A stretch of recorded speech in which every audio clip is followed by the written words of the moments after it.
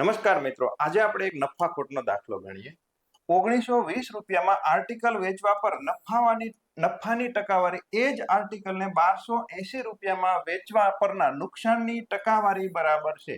25% નફો મેળવવા માટે કઈ કિંમતે આર્ટિકલ વેચવો જોઈએ? તો પહેલા તમારે મૂળ કિંમત એટલે કે સીપી ગોતવી પડે. તો જ્યારે નફો અને ખોટ બંને ટકાવારી બંને બાજુ સરખી હોય તો ડાયરેક્ટ તમે બંનેનો સરવાળો કરો અને સરવાળો ભાગ્યા 2 કરો એટલે તમને શું મળી જાય? મૂળ કિંમત મળી જાય. તો 1920 વત્તા 1280 એટલે કેટલા થશે? તો કે 3200. 3200 ના અડધા કેટલા થાય? તો કે 1600. હવે તમારે 25% નફો મેળવવો છે તો સેલિંગ પ્રાઇસ શું હશે? તો કે સેલિંગ પ્રાઇસમાં આપણે શું કરીએ છીએ? નફો એડ કરીએ છીએ. અથવા સીધા 125% ગોતો અથવા શું કરો તો કે આના 25% ગોતો અને આમાં એડ કરી દો. 1600 ના 25% એટલે ચોથો ભાગ. ચોથો ભાગ એટલે શું થશે? 400. 1600 માં 400 ઉમેરો તો કેટલા થશે?